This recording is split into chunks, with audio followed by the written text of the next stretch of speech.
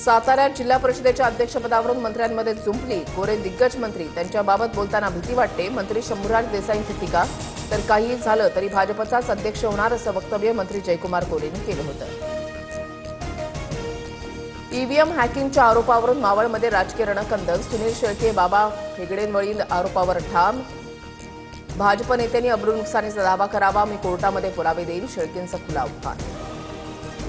महाराष्ट्रासाठी वाढीव 3 कोटींचे श्रमिक बजेट मंजूर. केंद्र सरकारचा मोठा निर्णय, ग्रामीण विकासाला गती मिळणार, मुख्यमंत्री फडणवीसांची ट्विट करत माहिती. महाराष्ट्रासह 22 राज्यांमध्ये एप्रिलपासून एसआयआर प्रक्रिया. निवडणूक आयोगाचे राज्य आणि केंद्रशासित प्रदेशांना पत्र. एसआयआरसाठी तयारी करण्याचे आदेश.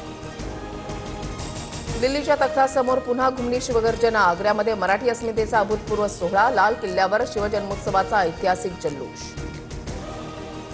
महाराजांना नजरकैदेमध्ये ठेवलं, त्या आग्र्यामध्ये आता स्मारक होणार. 2030 मध्ये पंतप्रधान म्हणून मोदीच लाल किल्ल्यावर सोहळ्याला उपस्थित राहणार, मुख्यमंत्री फडणवीसांचा विश्वास.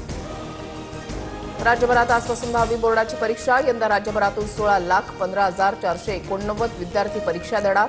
तणावमुक्त आणि कॉपीमुक्त परीक्षेसाठी विशेष खबरदारी.